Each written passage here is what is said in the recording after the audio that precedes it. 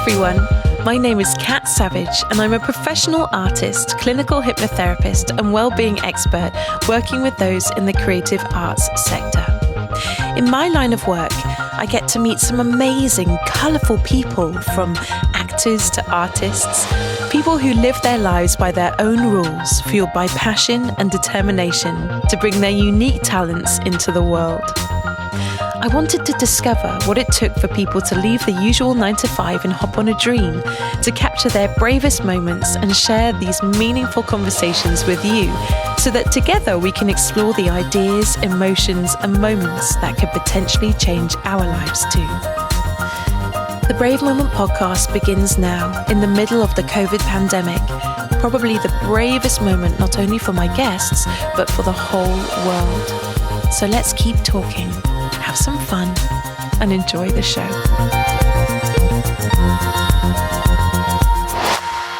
This week on the show, we speak to LGBTQ+ comedic poet Robert Garnham. With a unique style of quirky and original humour, Robert has landed some of the most prestigious comedy spots, including the Duplex Cabaret New York, Edinburgh Fringe, and touring the UK with organisation Hammer and Tongue.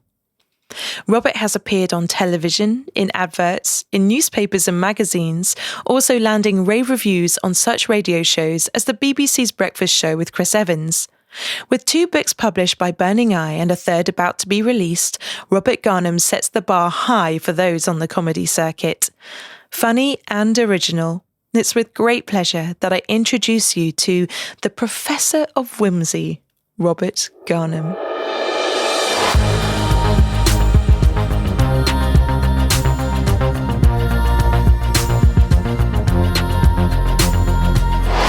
Robert Garnham, welcome to the show. Hello, it's great to be here. Thank you. It's so lovely to hear your voice. First of all, how's your lockdown going? It's not going too badly, actually. I mean, it's not pleasant for anybody, as you know, we're all under the same kind of roof, really. But yeah, it's going okay. I'm getting a lot done, just not getting out there in the world and seeing the people that, you know, friends and family and things. Oh, I know. It's such a shame. I can't wait for the day we can all meet again and be in the same room. Absolutely. Would you do us a big favour and cheer us all up a little bit by starting off the show with a poem? Absolutely. Yeah, sure. What should I do? I'll do this one, actually. This is it's from my new collection, which is due out this year. And it's called Poem. You gave me a lift home, but you had a yak in the back of the car. I wanted to tell you how much I loved you, but you had a yak in the back of the car. I said, pull over to the hard shoulder. I've got yak slobber on my shoulder. It's hard to whisper sweet nothings with yak slobber on my shoulder. And you had a yak in the back of the car. I'd planned all day to reveal my love and make sweet plans for our life together. But when you pulled into the station forecourt, you had a yak in the back of the car.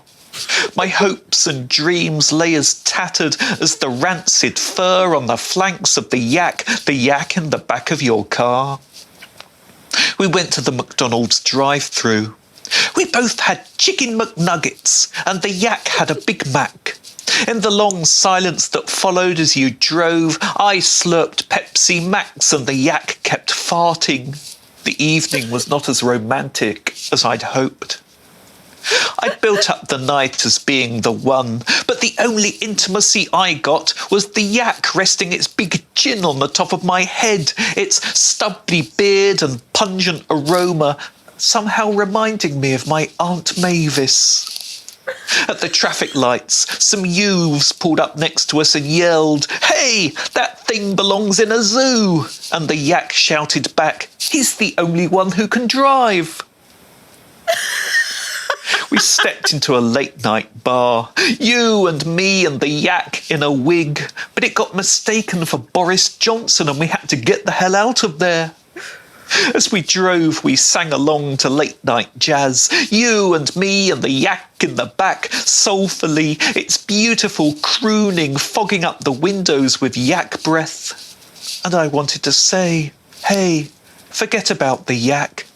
I've got something to tell you. I love you, and I always have, but I couldn't, what with the yak in the back of your car, who incidentally was the only one there who was even slightly horny. A psychoanalyst might say, we all have yaks in the backs of our cars. To which I might respond, hey, I'm paying 60 quid an hour for this bollocks. And then, of a sudden, you whispered, hey, let's find a hotel and make out.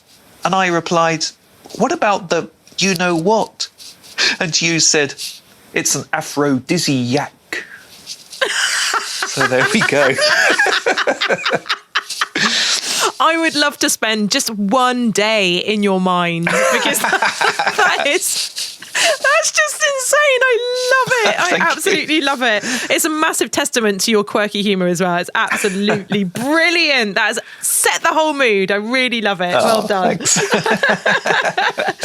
So I'm going to take you back in time. I'm taking you back to your childhood. Now, I want you to imagine that your childhood self has just heard that poem. What do you think they would think of you? And do you think they'd be impressed with what you do now? Well, for a start, I don't think they'd be surprised. When I was a kid, I loved writing. I wrote all the time, and I wanted to be a writer and be a comedy writer. And I used to write short stories, even from a very young age, probably about 6-8 years old. So I think I'd probably be relieved that I was still writing. But on the other hand, I was more into stories back then. So I probably think, oh, poetry's boring. Why aren't you writing stories? So not a lot's changed. Not a lot's changed, basically. That's good to know, though, because I always imagine, like, if I'd gone back to my childhood and I stood in front of her now, she'd be like, seriously? This again? She'd just be like, what? Oh, my goodness. Can you remember any of the first things that you wrote as a child? Crikey, yes. It's very embarrassing, actually, but I invented you have to share it now. I invented this strange world in which dogs were secret agents because I probably watched too much James Bond when I was younger. And 1984, I was 10 years old, and I'd written this story in an exercise book about these dogs who were superheroes and secret agents. And my teacher, Mr. Shaw, he was wonderful. He really encouraged me, and he got me to read the stories out in front of the class every day, just for like 5 minutes. So what a legend! Yeah, he was. Yeah. So that was my first ever performance. I should think. I wish I was there. I bet it was absolutely amazing. I'd love to go back. Yeah. Good old Mr. Shaw. Can you remember what your childhood room was like? You know, what were your favourite things in it? Try and describe it to our audience. Yeah, actually, it's funny you should ask that because the house I grew up in as a kid back in the 80s recently came on the market because it's now student accommodation. And I actually saw a picture of my room as it is now, which is really weird, with like student desks in it. And it hasn't changed because it had like a picture rail around the top of the wall. And I remember back in the 80s, my dad wanted to take the picture rail down and make it a bit more modern. And I said, no, don't get rid of the picture rail. So it had a picture rail around the top of the room. It had the airing cupboard in the corner as well. So you can never get any peace. You'd be writing or reading or doing whatever it is kids do, and every 5 minutes someone would burst in because they needed something from the airing cupboard. And the controls for the central heating were also in the airing cupboard, so if someone was cold, they'd come in, and there was never any peace in there. You know, my sister was lucky because she had a proper bedroom that people didn't go in, but yeah. So yeah, I do remember it. And the other thing is, I grew up in the suburbs of, just on the outskirts of Heathrow Airport, Staines, and I lived in a place called Englefield Green, and you could see the tower of Holloway College just in the distance, which is a very ornate building, and I used to pretend that it was Dracula's castle. And he built another equally ornate, spooky building a couple of miles away called Holloway Sanatorium, and it's in Virginia Water. And they actually used it for the video of Bonnie Tyler's, what was that song, that big hit she had? Total Eclipse of the Heart. Oh my goodness. So if you go on YouTube and look up the video to Total Eclipse of the Heart, you will see how spooky it is. Because I don't know if you remember the video, they got people flying around with their eyes lit up and all this kind of stuff. And there's like flowing white curtains everywhere. Yes. It's just wow, this interview's gone in a completely different direction to what I imagined. But I love that Dracula and haunted houses and sanatoriums have already featured. So I mean, that says a lot about your childhood. I had a big imagination when I was a kid. I don't think anything has changed either. Oh my goodness! So can you remember as a child in your airing cupboard filled bedroom? When was that point where your family sort of discovered that you had a bit of a talent? I can only remember ever wanting to be a writer when I was a kid. So I think they always knew. But my sister was the arty one. She painted, she drew, and she played the flute. So she was really artistic, and I just sat in the corner and wrote short stories and exercise books. So they always knew.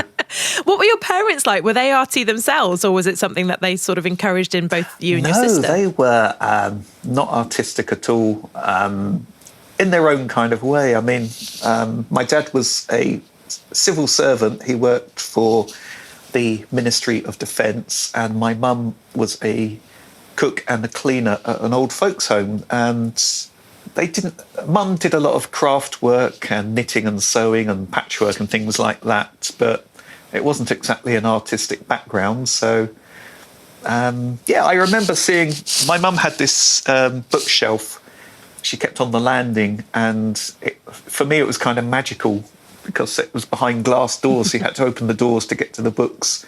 And I kind of thought they were magical books. In fact, they were just Jilly Cooper, because some may consider them magical.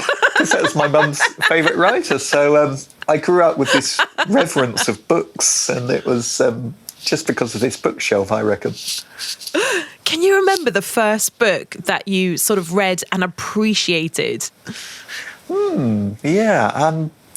Probably, it's a very boring answer, but The Call of the Wild by Jack London. Again, going That's along. not a boring answer. That's a brilliant answer. I love the book, but it probably ties in with the fact I was writing about secret agent dogs. Very true. A teacher had probably said, "Oh, there is this book about a dog, and it's not very long." In fact, I have it. I still have a copy of it because I dip into it every now and then. It's just a lovely story of, being up in the north. It's a bit magical. The lead character's a dog. It's it's a really good book. So that was the first one I remember reading for fun, not because I had to. I'm always fascinated by, how children have grown up with books and what their favourites are. I know that the book that you're talking about now has just been made into a film, hasn't it, with Harrison Ford? Oh, wow. So there you go, listeners. You've got a little project there. Yeah. Okay, so here you are reading awesome books, a little bit more introvert than your sister, with two very hard-working parents. What happened when you turned into a teenager? What were you like as a teenager? What were you into? Like, who did you hang out with? Tell us all. Oh, wow. So I was a teenager from about, when would it have been, 1986 onwards, I think, or thereabouts, 1987. And to be honest, looking back, I was probably pretty camp without realising it at the time. And a lot of people where I grew up, I mean, it wasn't like a posh area or anything, and I think they just thought I was being pretentious and trying to be posh, whereas in fact I was probably just camp as Christmas. But I think I hate attaching labels to people, especially myself and my friends when I grew up, but we were probably the nerds looking back. My friends were all into films, and computers was only just starting, so a lot of them were into computers and computer games and things like that. And it was quite funny because one summer a friend of mine metamorphosed completely over the summer. And I remember before the summer, he'd said his favourite singer was Terence Trent D'Arby. I think, wow, he's really cool and trendy. And when we came back in September after the summer break, he was into heavy metal. He completely changed over the summer. So that was always sort of like a mystical and magical time at school, wasn't it? Because you didn't see each other like you would now, like online or whatever during the summer. You'd maybe meet up with like 1 or 2 friends, wouldn't you? But then you'd leave like 8 weeks or 6 weeks or whatever it was. And you'd come back and people would have boobs, they'd have different hair, they'd be wearing something completely crazy. That's it. Oh my goodness. Shout out to your legendary friends. Oh, yes. My goodness. So you had a group of very cool, eccentric friends by the sounds of it. We were never cool. You're probably like retro chic now, though, like looking back, like people are still like coming up with those things from the 80s now, aren't they? And going, oh, it's vintage, darling. Oh, it's chic to be like this. What were you like in school then? Were you introvert, or did your performing qualities come out? Oh, I was very introverted, I think. I wasn't like the best scholar there ever was. In fact, I only discovered in the last year that I'm dyslexic. And at 47, I found out I was dyslexic. So, congratulations! Here's your solitary clap. Yeah. So I wasn't academically. I was bright, but I wasn't. It didn't show in my academic records. You know, I loved English and I loved history. Those were my 2 favourite subjects. And when it came to doing options for your GCSEs, I dropped PE like you wouldn't believe, because I was not good at PE.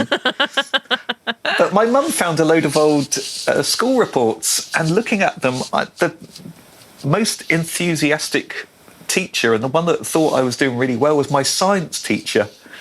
And I thought, why couldn't I see that at the time? I just went with what interested me, but apparently what I was actually good at was the science. So that's incredible. I know, I should have stuck at it. You never know, I would have. I was a little bit like you at school, I think, because my school reports always said things like, Katie, which is what I was known as at the time, Katie is an enthusiastic student who is very vocal in class. However, maybe she should put some of that energy into her essays and things like that. I was always that kid, the annoying one that like pissed off all the teachers and nobody really liked that much. I was just annoying. Oh, so you're a dyslexic scientist at school. Yes. Did you ever do any of the school performances, or did that come later on in life? No, we didn't really have much in the way of performance or drama or even culture at my school, unfortunately. In fact, it's a joke I've used at the moment in my act, which is our school motto was "Si momentum pumpus maximus," which roughly translates as "if it moves, hump it." But no, we didn't have a drama department, which is really sad. Because if there was, I probably would have been pretty interested in that. I don't know, or would I? I've probably been too introverted to even think about it. But looking back, it would have been an amazing opportunity to start performing at a younger age, really. So when did that performance element come into your life? When did you think, you know what, I'm good at writing, I can read, I'm interested in performance? When did your sort of performance quality come to be? Well, that was a very long time afterwards. It wasn't till 2008. Wow. Yeah, so okay. I was already mid-30s by then, and so I saw this. I had this weird. I just finished studying Open University, and I had this weird idea that I had a bucket list of things I wanted to do. One was go surfing. The other was act in a play, because there were 2 things I'd never done and never even thought of doing. So I went surfing in Croyd, North Devon, and I was hopeless at it. I just kept falling off that damn board like you wouldn't believe. And I'd seen an advert by the Northcote Theatre in Exeter for a community production of Sarah Kane's Crave, which is a very avant-garde play. And amazingly, I met the director, a lovely lady called Polly, and she accepted me for one of the parts. And I don't know if you know Crave, but it is impossible. There's no narrative. It's just 4 characters just shouting out very random lines which don't have anything to do with what's come before or what comes next. So yeah, that was my first ever performance, was in Crave, which is like really in at the deep end. I was going to say, it's not like it was like the Christmas panto, with Des O'Connor or something like that. It was just straight in with some alternative avant-garde craziness. And just as a little funny anecdote, my first line in it was, "When does it stop?" And I was in the dressing room and a friend of mine had come to watch, and as a joke I texted him and said, "I can't remember my first line." So we did the play, and afterwards went back to the dressing room, and I got my phone out and there's this text from my friend, and I knew he was in the audience, and of course the text just said, "When does it stop?" And I thought, he's bored. He wants to go home. What a good friend, though, that he actually managed to find that line for you. Yeah. So how did it feel stepping out on stage for the first time? Because I can imagine for an introvert, that must have been pretty scary. Oh, yeah. I mean, we had a good director because she got us all doing exercises and bonding over the months before the production. But I was just so nervous. And I still get nervous now, actually. I always have to lie down on the floor before a performance. Not actually at the venue, but but I was just so incredibly nervous. And the fact it went okay and I remembered my lines, that it was afterwards, that feeling of euphoria afterwards, that kept me performing. So it was a good experience in those regards. That's a really good tip, actually, for anybody who is introverted and does have this sort of passion to get their creativity out. It's just to try it, isn't it? And remember the feeling that comes afterwards, because that feeling is like nothing else, is it? It is, yeah. And it never goes away as well. Well, unless it's a really bad gig. That's very, very true. Been there, my friend. Been there.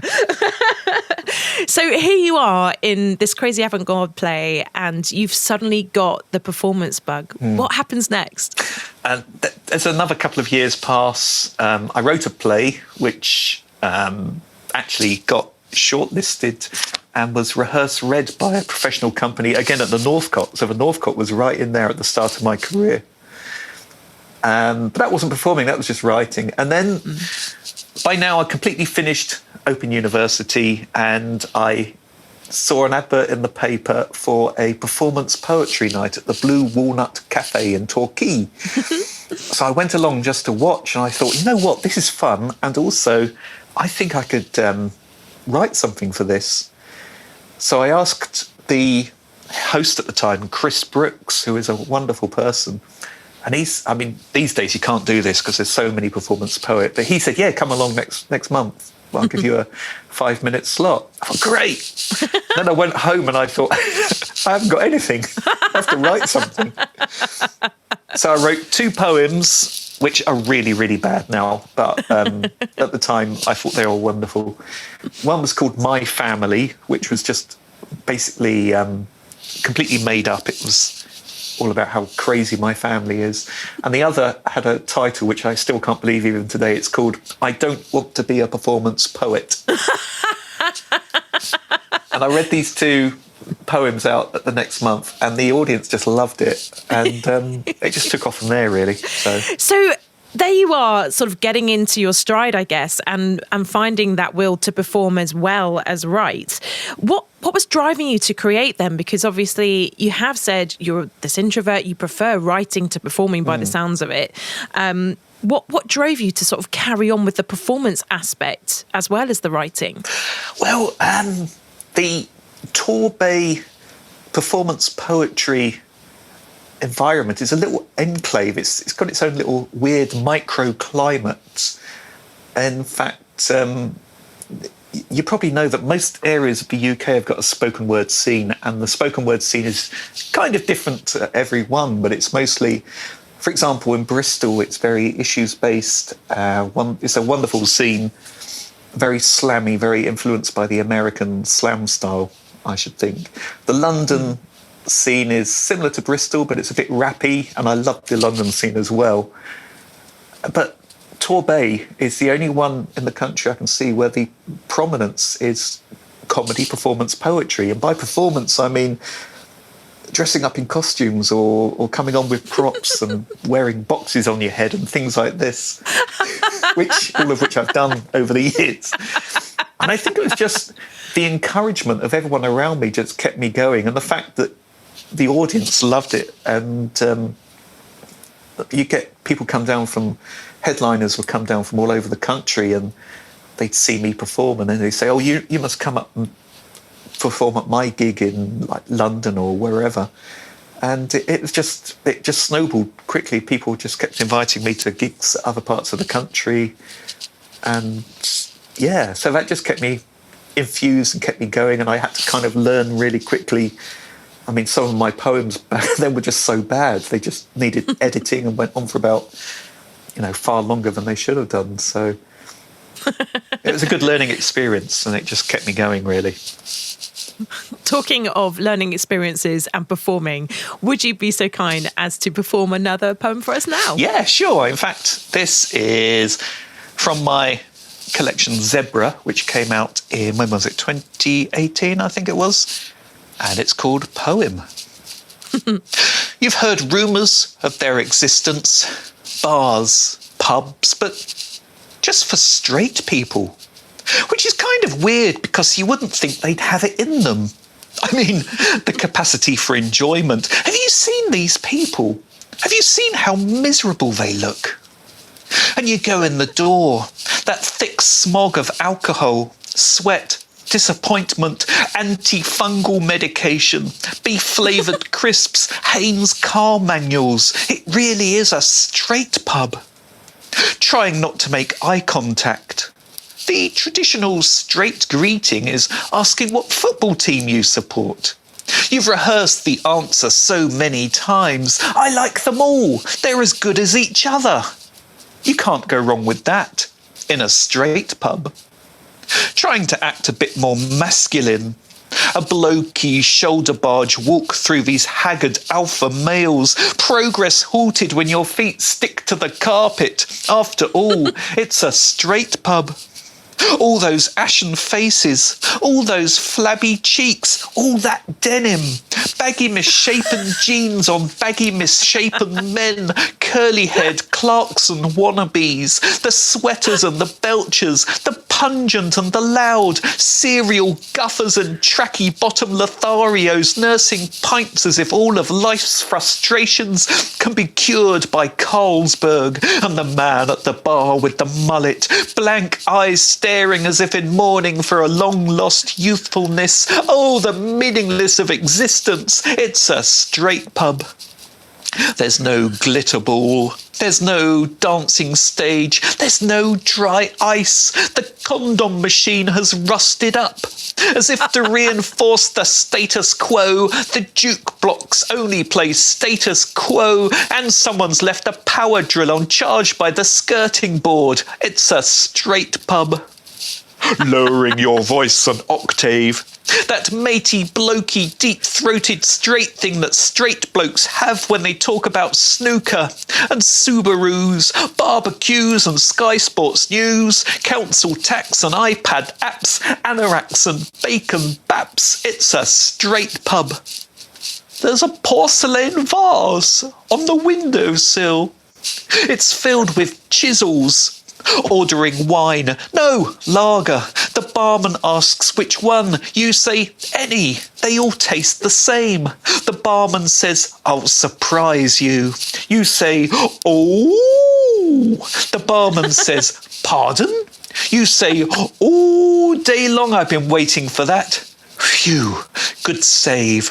Looks like you've got away with it. Nobody suspects. Leaning near the pool table in a nonchalant manner, taking a sip of the lager and, ooh, grimacing with the taste of it. Accidentally sticking out your little finger. Dodgy Dan looks over from the dartboard. Suspiciously. You get another clap, hang on. Thank you. Right, I'm recovering myself now. So, talking of jokes and talking about your particular brand of humour, I hear that you had one of your jokes featured in The Guardian. Can you tell us what that joke was and what happened next? Well, it was just a throwaway line from my show that I did at the Edinburgh Fringe back in 2017, Juicy. And the joke was, it was just a bit of linking material between two poems. And I basically said, I write poems at night because I can't sleep, and I attach them to crisp packets and hide them in my pocket so that it's a surprise the next day when I take them out and, it's a brand new poem. Insomnia is a terrible thing, but on the plus side, there's only 3 more sleeps till Christmas. So that was the line, and it was just like it was a really magical day in Edinburgh because I'd spent the morning flyering, and then I did my show, and I thought it was just a pretty normal day. And then I went back to my accommodation and got my iPad out, and it's sort of like, you have 368 notifications. Of what the hell? Wow. So, and there was like all these messages from friends that had seen it in the paper, and because The Guardian put it on their website in the afternoon and then published it in the paper the next morning. And it was just really, really crazy for a couple of days. I got a phone call from BBC Radio 5 Live saying, can you come on and chat about the joke? Yeah, sure. And then someone else texted me to say that Chris Evans on the Radio 2 breakfast show had read it out. And I thought, oh, my God. Then it was in the Times the day after that and other papers. And then it all fizzled out within like 3 days. But for those 3 days, you were king. Yeah. And the really embarrassing thing is people came to my show the next day because they'd heard the joke and heard of it. They'd come to see. And it got to that part of the show and I forgot the joke. No! And the audience had to yell it out for me. I thought, that is so embarrassing. Did you say afterwards, actually, I meant to do that? That was part of the performance.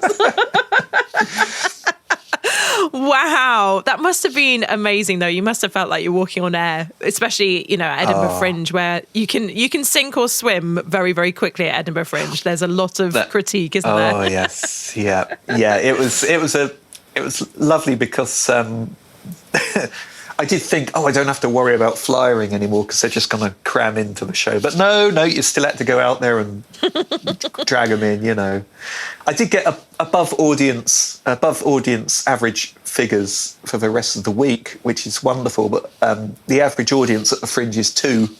So... Anything above 2, everyone, and you're in Robert Garnham territory. So, talking about some career highlights, tell me some more about those moments where you've thought, you know what, this is what I do for a living. There have been so many crazy things when I look back. Too many that I can think of off the top of my head. But I performed a couple of years ago at the Eden Project at night inside the actual dome itself. That was amazing. I loved that. I think my favourite gig in terms of the prestige was probably headlining at the Duplex Cabaret in New York, in Manhattan. And the Duplex is like, it's the centre of the LGBT universe. It's right next door to the Stonewall Inn, and it's where a lot of famous comedians started out. People like Whoopi Goldberg and I can't think of any off the top of my head now. But it's like right there at the centre of the the LGBT universe. And of course the what's it called? The Albert Hall. That small venue, unknown by anybody. Not in the main auditorium, alas, in a side room. That was a good one. But I think the highlight has to be 2019. I was asked to do what's called the Hammer and Tongue Tour. Hammer and Tongue is an organisation that has nights all around the country. And back in those days, it's only like 2 years ago, but they used to have one headliner at every one of their nights. And basically that meant 2 weeks on the road, just going from gig to gig, from city to city. And that was just, it was hard work, but it was just so amazing. And I just thought, I love this. This is amazing. Oh, unbelievable. Yeah. I can't imagine what that must be like, especially when it's your own original work. Because I know that, there are lots of different ways to tour, and some people do it with like function bands, or they're doing a play, and obviously that's been written by somebody else. But to be an original artist doing your own work and being on tour with that work, that must have, I can't even imagine. It must have been unbelievable. Oh, it was magical. Yeah. So would you, I mean, obviously that was a big life-changing moment to you, but what do you consider to be some of your biggest challenges? It's very weird because I've now been doing this for about 12 years. And the biggest challenge is to, I know this sounds weird, but to keep writing stuff that's as good as what you did right back when you started. Your big hits, in other words. Like, I have this poem called Beard Envy, which is probably getting on for 10 years old now, but it's I just love performing it because it ticks all the boxes in my mind of what a performance poem is. And it's just having to keep writing at that level, and keep trying to come up with new material and new poems. Yeah, and also it's good to evolve as well. It's good to kind of stray into new territory as well and challenge yourself. So I love challenging myself by thinking, I'm going to do a poem that incorporates music, for example. Not something I often do. So, yeah, learn to play an instrument and incorporate that into a poem as well. So, yeah, it's just challenging yourself all the time just to keep at it and keep fresh and interesting. That's really, really good advice for anybody in any of the performing arts. Anything, actually, just in life in general. Do you know what I love about your stuff? I love that it doesn't remind me of anyone else's. And it's really, really clear that you're a very, very original thinker. So how do you go about finding your angle of humour? And what's your process with that? Like, what do you do? How do you find that idea? And how do you spring it into an oddball, crazy direction? Well, I had this theory that the ideal comedy poem, because what I do is comedy performance poetry, is when you get two concepts and you bring them together and all of a sudden they kind of take on their own little logic. For example, I've got a poem called There's a Badger in the Garden and he thinks he's on EastEnders. And it's those two concepts coming together.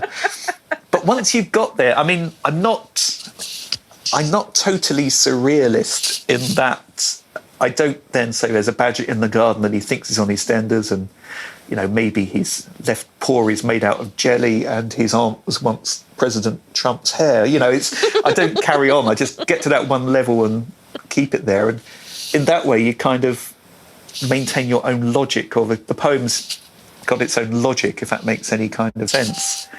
So, it's just getting those ideas, bringing them together and then playing around with them and having fun and not really caring too much what the outcome's going to be as you're going through the process of writing, just having fun with the words and the possibilities of that crazy little miniature world that you've just invented. I love that. That's a fantastic tip as well for anybody that's just starting out, just to play with the language and play with concept. Absolutely brilliant advice. Absolutely, yeah. Has there ever been a point, probably more recently than earlier, where you thought, you know what, I just have to give this up, I want to quit? Has there ever been a point that sort of pushed you to there? And like many artists sort of go through that sort of existential crisis where they go, actually, I think I do actually have to work as a lawyer or in Tesco's or something. Have you ever reached that point, or do you think it might come in an apocalyptic future somewhere? How did you deal with it, and what did you do? Well, 2016. Good year. and again, it's the Edinburgh Fringe. The year before, 2015, I'd gone up with a friend and we put on a show where we basically took turns reading out our poems. And we had a lovely venue. It was the basement of a pub right in Edinburgh town centre.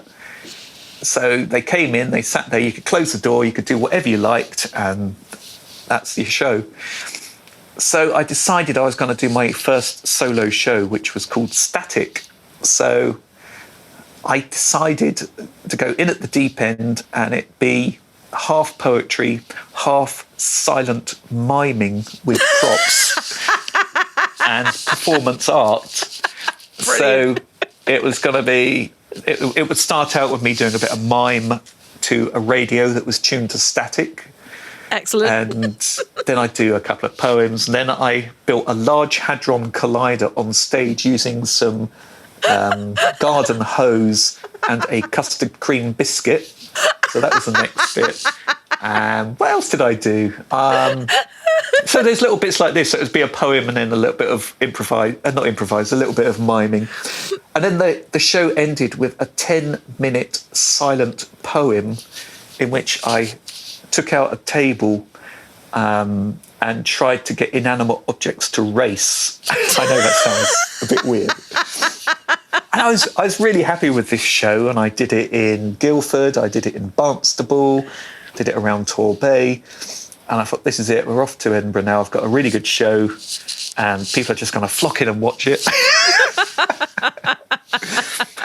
And then I got to Edinburgh, and my venue that year, they'd given me a roped-off corner of a noisy sports bar. Oh, no! Was it a straight man pub? Yeah, very, very. So I did the first one, I did it, it went through, and it went horribly, as you'd expect, because, you can't have a moment of silent contemplation when in the background all you could hear is someone going, "Go on, Spurs! Kick him in the balls!" This kind of stuff. What do you call that? That's a penalty. Ref, are you blind? So that was just terrible. And of course, it was because it was my first solo show. I didn't really know about flyering, so I'd do maybe an hour's flyering a day, and then I'd be totally surprised because there'd be nobody come to watch the show. So I had a couple of times, and then no one came. And it got to the very last day, and I thought, you know what? I think I'm going to give all this up. Mm-hmm. So I did my last show, which actually had an audience, so I was glad about that. But by then, I'd just taken out all the miming, and it was now just half an hour of me doing the poetry. And that night I had a gig. I was headlining at someone else's show, and I actually did go into it thinking, this is it. This is my last ever performance. And I did it and came out and thought, that's it. Your career's done. You're finished. You've said all you need to say. And I kind of came back from Edinburgh thinking, right, get on with life now. But in quick succession, a couple of really nice things happened. I got word that I was having a book published by Burning Eye, and also I was invited to go out and perform in New York. And that kind of got me back on track. I thought, actually, no, that's two amazing opportunities there. So, I haven't looked back. Well, apart from this moment where I'm looking back, but I'm sorry to re-trigger the PTSD of Edinburgh Fringe and the sports bar. That's it, yes. So I'm really interested. I'm always interested in this question when it comes to other artists and how they look after their mental health, because when you do put yourself out there like that, there's so much vulnerability that comes with that, and it either sort of stimulates you and sort of expands your comfort zone a little bit more, or it can crush you, can't it? So, I mean, how do you think, other than that moment, your performance and your writing aids your mental health? I think it does a lot. Yeah, I mean, but everybody's different. Everybody looks at the world and life and situations differently. But for me, if times get tough, I just write and perform and try and come up with something funny and make myself laugh, and then look forward to making other people laugh. So, for example, we've got the lockdown situation, and a lot of my friends who are also artists have said, "Oh, I can't write, I can't think because it's all so depressing, so I just sit at home doing nothing."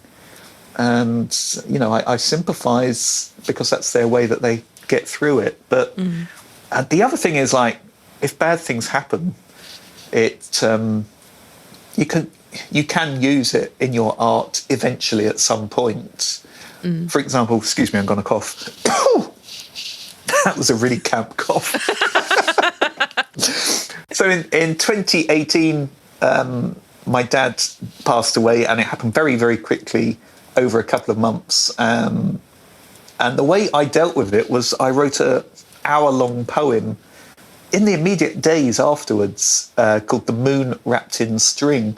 And it was all about his life, because one of the things he did, he worked in the Australian outback in the end of the 1960s. Wow. And it was about him working in the desert, and the crazy stories that he used to tell me and my sister when we were kids about what they used to get up to. So I was worried I'd forget them all, so I just collated them all and made it into this hour-long show.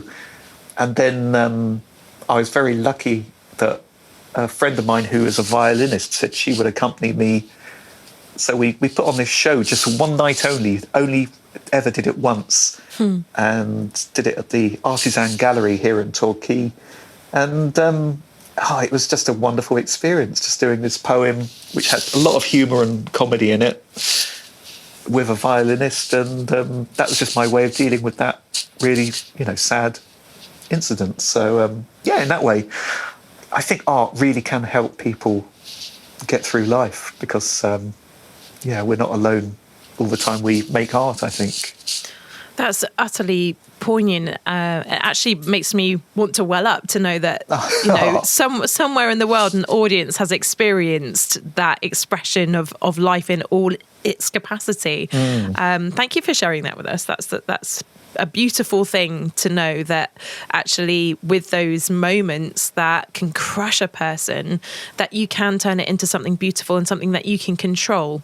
Absolutely, yes. Which I know a lot of people, especially if they've lost a parent, that element of control is never really regained, is it? But no. It's nice to know that you're turning it into something so beautiful. It's getting torts and marsh, love. It's getting torts and marsh. Right, I'm going to throw you into a random question just to bring up the mood a little bit. So, if you were in a zombie apocalypse, what would you use as a weapon, and where would you hide?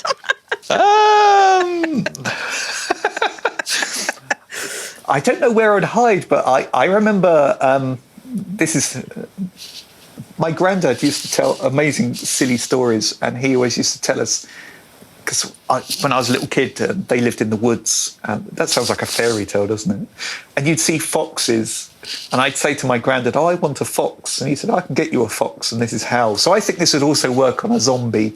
All you need are two things. You need a house brick and some pepper.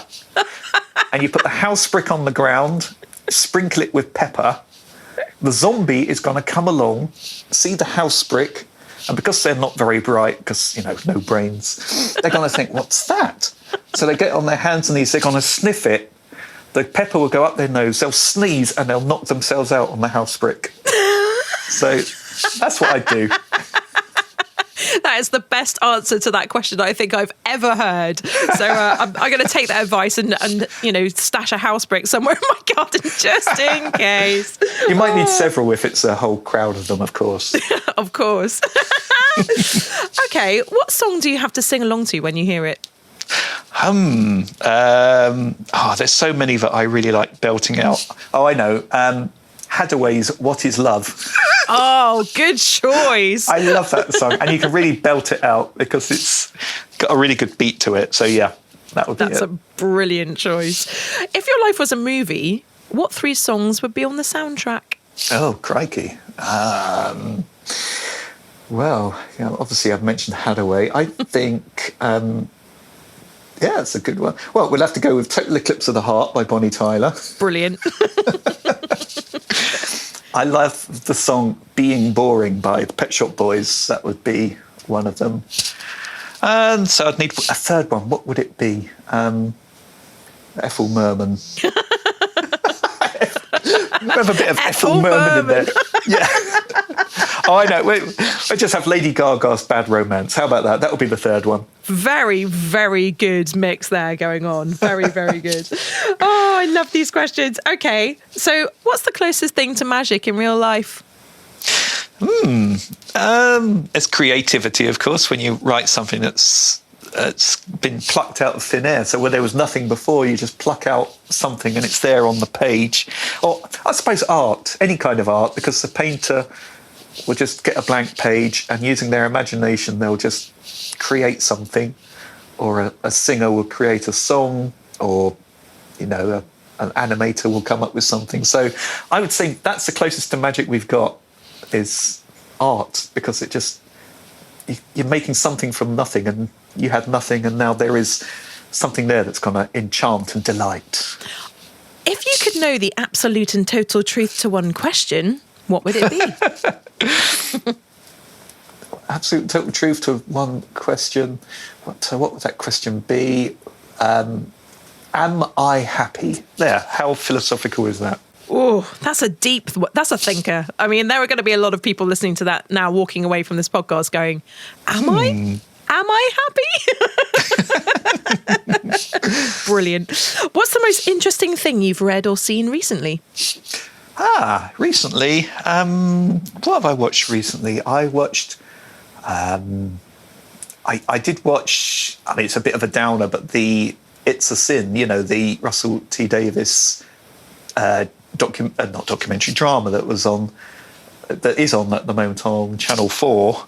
Ooh. About the AIDS crisis in the 1980s. So that was very touching and wonderfully made. What else was there? There was a really good documentary I saw, which was about the life of Ivor Cutler, who's one of my heroes, the poet Ivor Cutler. And I've forgotten her name. She's a wonderful singer. She made it. It was on Sky Arts. So yeah, that's those two things that have really inspired me lately, or got me thinking lately. Anyway, I love it. I've just finished watching the documentary series on Fran Lebowitz, which is brilliant. If you haven't seen it, it's on Netflix, and yes. Utterly fantastic. She's a legend in my eyes. Yes, I did see that. Yes, and that was very inspiring, and I just loved her. She was just so. She's one of life's originals, isn't she? She just much like yourself. Talking of yourself, if you could meet your 100-year-old self, what do you think they'd say to you about your life now, and what would they like to do? What would they like you to do next? They would want me to. Not to go to the Edinburgh Fringe and not have to worry about getting an audience in. That would be lovely. That would be wonderful. Oh, I do love it. Oh my goodness. Right. Well, we are slowly coming to the end of this podcast, and I'm absolutely just enjoying hearing your voice once more, and also your lovely poetry. Oh, thank you. But I do have to ask, considering that the programme is called The Brave Moment, what do you consider to be one of your bravest moments? And obviously this is a retrospective question, but spiritually, mentally or physically, what do you consider to be one of your bravest moments, and why? Obviously, you could go right back to that very first performance of Crave, stepping out on that stage and not just turning around and running off. That took me by surprise, because up to that moment, it's not something I've ever done or wanted to do. I'd say reading a eulogy at my dad's funeral was pretty brave at the time, looking back, because that's, it's not the same as performing, although I must admit I did perform it and got a few laughs. But that was pretty brave. But I think bravery is challenging yourself and doing new things, and that's something I just want to carry on doing. Is just, for example, I mean, I've done a bit of rap, so I've done a rap now. I've been doing some music work. So what's the next thing? Oh, that's it. Yeah, I've been working with a clowning director. I really want to do some physical clowning. A clowning director? Yes. Yes. I didn't even know there was such a thing as a clowning director. She is wonderful. Her name is Dr. Maggie Irvin, and she's based in Exmouth. And I really recommend you go on her website just to see what she does. But so that's the next brave moment, is going to be, I'm going to try and do some actual physical clowning and a bit of tomfoolery, rather than just stand behind a microphone doing a silly dance, which is what I normally do. When that comes about, you definitely text me because I have to see that clowning situation. So for all of those people out there that are being inspired by your comedic reveries, what tips and advice can you give to those sort of starting out? Where's a good place for them to start in terms of, I don't know, getting gigs, and what tips and advice do you give them about their material? Yeah, sure. Well, the first advice is just do it. If you want to do something, don't just talk about doing it, just do it. If you want to write some funny poems, and sit down and write them, don't worry about what they're going to come out like. Just enjoy the process of doing it. If you want to perform in front of an audience, there are so many opportunities, even with lockdown. You can go on Zoom and there's loads of open mics out there that you can just get a 5-minute slot and just try out some stuff. And I'm always surprised at how brave people are. They just, with no experience whatsoever, they just do it. And then afterwards, they just look so amazingly upbeat and happy because they've done it. The biggest advice when you're creating, I think, and when you're writing, is just to... Laurie Anderson is one of my heroes, the performance sound artist and voice artist. And she says, just be loose. Don't worry about what you're doing. Don't worry about labels. So if you're doing some poetry and you think, actually, I could sing this next verse, then just sing it. You can sing it if you want to, because there's no rules, you know. So yeah, just do it. Don't worry about the outcome and just be loose and be carefree about what you're doing. Be loose. I love that. I'm going to personally take on that action, because I'm always one of those people that are a total perfectionist about things, and I find it really hard to loosen up and just sort of free myself. So that's brilliant advice. I'm absolutely going to take that on the chin myself. Right. It is time for your quick fire question round. How brave are you feeling today, Robert Garnham? Okay. I'm just getting ready here, limbering up. Yep. Okay, here we go. Musical hero. Neil Tennant. Poetic hero. Ivor Cutler. Best friend at school. That would be my friend Damien Rao. Favourite motivational song. I should think I've already mentioned it, but Bad Romance by Lady Gaga. 100 decibels before a gig. Epic fail. Oh, that's going to be Edinburgh 2016. Last gig you played. The last actual gig was at Paynton Palace Theatre in December during a day of culture. I did a set that was the last real gig. Oh, I hope that changes soon. Oh my goodness. Yeah. Last thing you watched at the theatre? At the theatre? That would be a wonderful friend of mine. He's a performance clown called Dandy Darkly. He's an American performance artist and spoken word artist. He's a drag clown. A drag clown? A drag clown. I'm already hooked. I'm checking that guy out. Favourite item of clothing? Actually, I'm wearing it right now. You probably can't see it there. It's my 1970s brown and yellow tie. Awesome. Oh my goodness. You're a man of style. Last text you received. You might have to get your phone out for this. It's a very boring one. It's a password for a transaction I did on online banking. Oh yeah, don't read that out then. Not many laughs there, no. If you could have any other talent, what would it be? Play the piano. I'd love to play the piano. Maybe that's next on your bucket list. Or hot air ballooning. That'd be the other one. Either one. Brilliant. They're so similar. Favourite book? We've already mentioned The Call of the Wild. So actually the favourite book would be If on a Winter's Night, A Traveller by Italo Calvino. Ooh, I love like that the book. name. I'm going to check that one out as well. Favourite film? It's got to be The Lost Boys. Oh, brilliant film. And those of the youth that are going, Lost Boys, what's that? Just check it out. It's brilliant. 1986. No special effects Is it whatsoever. Really?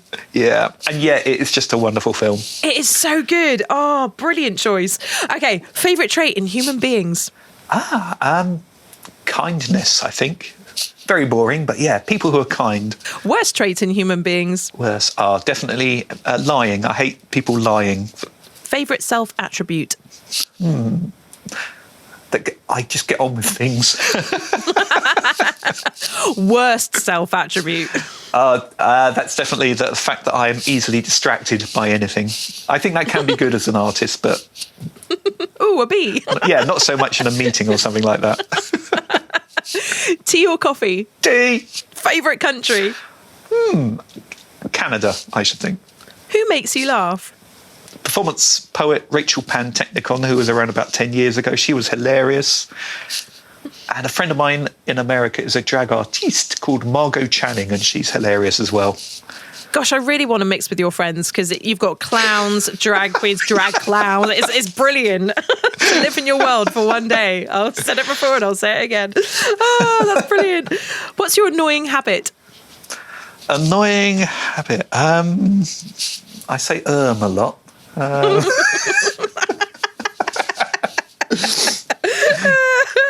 Favourite animal? I love cats. Yay! Well, obviously being cat savage, you know, Yes. I take that to heart, of course. Favourite food? Lasagna. Definitely. Lasagna! Yeah. Good hearty plate there, my friend. Best piece of advice you've ever received? Don't give up the J job. No. I suppose, Just that Laurie Anderson's Be Loose, I think, that one. Be loose. Yeah. I'm going to have that tattooed on an ankle somewhere for sure. A weird thing you do? Okay, this is gonna sound a bit weird. I mean, I do a bit of juggling, but in my spare time, I research. This sounds really weird. Incidents of landing gear malfunctions in a certain type of aircraft.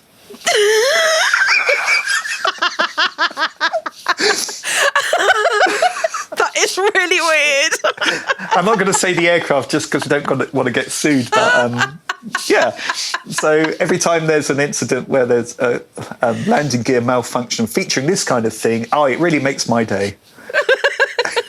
Do you know what? I think that's a mic drop moment, so I'm not going to ask you any more questions because that is bizarre and I love you for it. That is so brilliant. Oh, okay, I've got one more question before hopefully you'll give us another poem to finish off. But what advice would you like to give to the world right now in the middle of this crazy pandemic? I think a lot of people are struggling with the lockdown and everything else that's going on in the world, and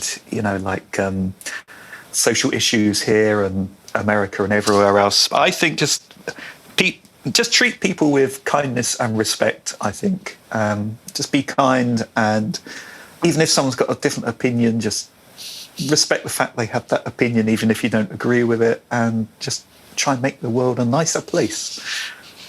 Good, wonderful, solid advice. Thank you so much, Robert Garnham. no problem. Now, will you finish us off with another one of your wonderful pieces of work? Sure. I was going to do a serious one, but I think I won't because we've had loads of fun. So I just do this from my collection Zebra. Hasn't got a title yet. It's just called Poem. To be honest, I do come up with the titles first, and then the poems just seem to write themselves. So I shall do this for you. You know, when the Titanic finally started to go under, I was in the loo at the time. I thought something was amiss when I pulled the flush and a squid plopped out. I shouted to the missus, "There's a squid in here." Then I remembered that I wasn't married. Someone yelled, "It's time to evacuate." I said, "I just have." Oh, Leo, come and save me. I'd seen him and his girlfriend on the front of the ship doing that arms wide thing. How romantic. I did the same thing later on with the love of my life. But then a seagull swooped down and stole my hamburger. Oily seamen down in the boiler room. Oily seamen down in the boiler room. Excuse me, lads, who do I complain to about not getting enough ice to make a martini? I inquired, ironically, just as we hit the iceberg. I popped my head in the control room door. "Hey, Captain Smith, what the hell was that all about?" He said, I thought it would swerve first. I had right of way. To be honest, I've had better days. I'm out of my depth and it's making me sick. I suppose I shall have to go down with this ship. I said, let me know how that turns out. You see, an expert in shipping design said, its vast metal hull is held together by giant bolts. Wow, I said, that's riveting. I saw the head cook punching hell out of a lettuce. That's why I didn't overtly worry when I heard we'd struck an iceberg. Just a glancing blow, Mrs. Henderson, just a glancing blow. And the band played on and on and on. A life on the ocean waves. Handel's water music. Hey you kids, hey you cool cats. Do you know Beats International's Dub Be Good to Me? Tank fly, bus walk, jam, nitty gritty, listening to the sound from the big bad city. This is jam hot. This is jam hot.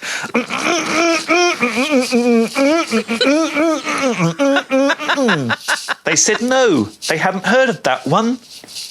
Bulkheads filling with water, compartments filling with water, storage decks and engine rooms, all of it filling with water. The whole ship started to tilt, which completely buggered up the game of snooker I was playing. For God's sake, I said, as if the day couldn't get any worse. All the balls went into the bottom left. I knew something was going on because my opponent was a narwhal using his long nose tusk as a snooker cue. So that's that one then. Oh my goodness, I was trying so hard not to let my laugh sort of overwhelm that poem just then. Oh, Robert Garnham, you are a legend, an absolute legend. Thank you so much for coming on the show today. If people have enjoyed your work as much as I have, where can they find you on social media? And if they want to purchase your books, where can they find those as well? Yeah, sure. Well, my website is www.professorofwhimsy.com and I'm on Twitter as @RobertGarnham. Brilliant. That was absolutely fantastic today. Thank you so much for just spending your time with me. Well, thank you so much for inviting me. I've really loved it. Really enjoyed it. Yay! Robert came to the comedy profession later on in his life than some, proving that there really is no age limit on when or how you create your art. I mention this first because I hear so often sentiments such as, well, I'm too old for that dream now, or I should have started sooner, which is something that simply isn't true. If anything, taking up an art form later on in life can increase your mental capacity, facilitate positive mental health, and increase confidence in your material as your life experience brings so much to the artistic table. Robert's sense of style and whimsy is a real testament to the ability that he has to let go and be loose.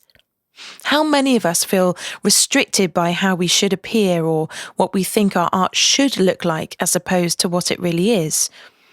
In the voice theory that I teach, I show people how to identify the 3 personalities of voice, which can apply to anything and anyone. First is your inner unique voice, the one that you recognize as you, that you give to those you love or feel comfortable with or speak in the words you write in your journal. The voice you trust to make your day-to-day decisions. The voice inside your head that so often wants to speak in public, but sometimes has to be encouraged by voice number 2, which is also known as the performer or ego. Now, the ego gets a bad rap, but it loves artistic expression.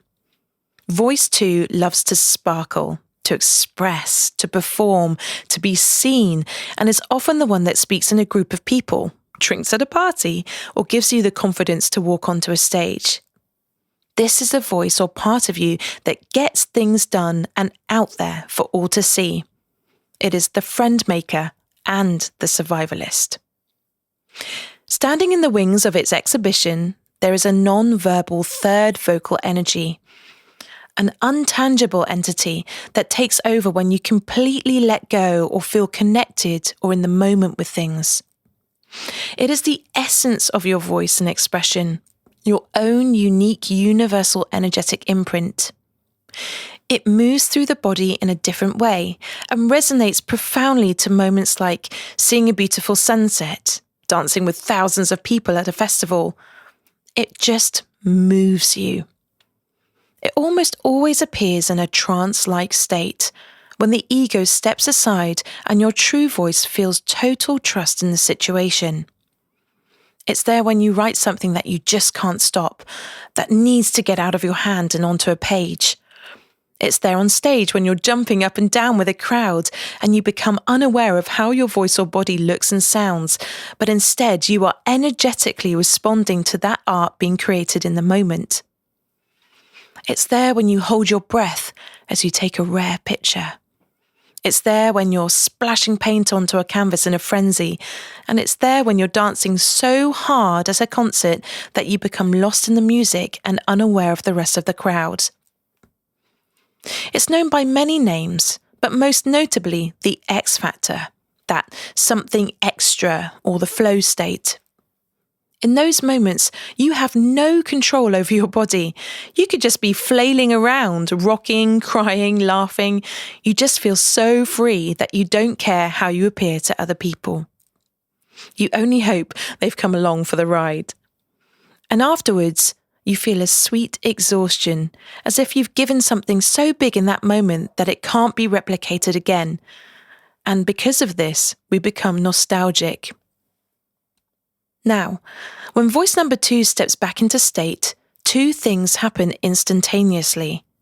You either look back on what you've created in horror due to how it might be judged, or you look back and think, oh my goodness, I, little old me, has created something magical here, and you allow it to pass into the world. Voice number 1 will always have the deciding vote on this. The ego formulates a survival plan. The essence cares not, and your first voice is the gatekeeper to society. So how do we convince that first unique voice? As Robert says, be loose. I like to ask myself, do I really like my work? I try not to let the ego take control with a yes, but someone might think it's rubbish, or someone might think you're crazy, etc. Unless the ego is agreeing with me and saying quite strongly, oh, this is going to be awesome, or this is a masterpiece. Remember, your ego wants you to survive and be seen in a certain way, but really, your first unique voice is the one that really matters. Sometimes this voice can be quite small.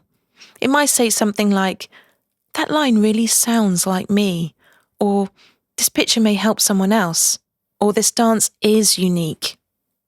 Imagine if no one saw what you produced. If judgment wasn't an issue, would you feel safe enough to put it out there? Would it feel right? If the answer is yes, then it's most likely what your unique first voice is choosing for your energy and that piece of art. See what arises in your body beyond the world of the mind. Does your work make you feel happy? Do you feel warm, electric, sad, calm, fluttery, excited, or elevated in your soul? If it makes you resonate emotionally, then again, trust that. This is the essence speaking through you in its own non-verbal way. If it makes you feel a certain way, then it will make someone else feel a certain way too. Then, once it's out there, you can allow the ego to either protect you or make you feel proud, knowing that your unique voice has made the decision to be on display. We can generate our non-verbal energy by playing music or engaging in activities that remind us of when we last felt that way. The more you start to recognize it, the more you can generate it on demand. So put yourself in the way of it. Put yourself into activities that encourage it to flow through you, and sooner or later, you can command it to be present when you want it to be. It is just as strong as voice number 2. It just takes a little more trust from your unique voice number 1. Robert has come to know his unique and whimsical, loving, energetic voice and encourages it through music, poetry, and by the sounds of it, clowning. The more you encourage your own unique brand of expression, the more confidence you build in that part of your voice and that part of who you are and how you identify. Robert says that honesty is an important quality in humanity, and I agree. You know when a performer feels comfortable with their totality of voice, when they freely give their expression in all its forms, and this goes for everyday interactions also. Honesty is a language and a feeling, just as anger or love or any other emotion. I also love how Robert takes two opposing ideas and marries them together to create something original, such as a badger on EastEnders. There are some brilliant and fun creative exercises you can play around with to create something original, but taking a leaf from Robert's book, why not try this next exercise? Write down on scraps of paper 10 animals, 10 objects, 10 feelings, and 10 places. Mix them up in a bowl and pull out as many words as you feel and see what you have. Now allow your imagination a chance to play with the sentence it creates. And with the sentiment, what if? For example, you may have pulled out the words fox, bed, crazy, and Portugal. Now ask yourself, what if a flying fox on a bed landed in Portugal and the locals went crazy about it? Allow your mind to entertain the idea and either draw, write, dance, or express however you like what might happen. This is a fun way to introduce your mind to a concept called thinking outside the box. Even better, pose the what if question to a child and they will show you a whole realm of unadulterated imaginative thinking. With your new idea in tow, you may just spark.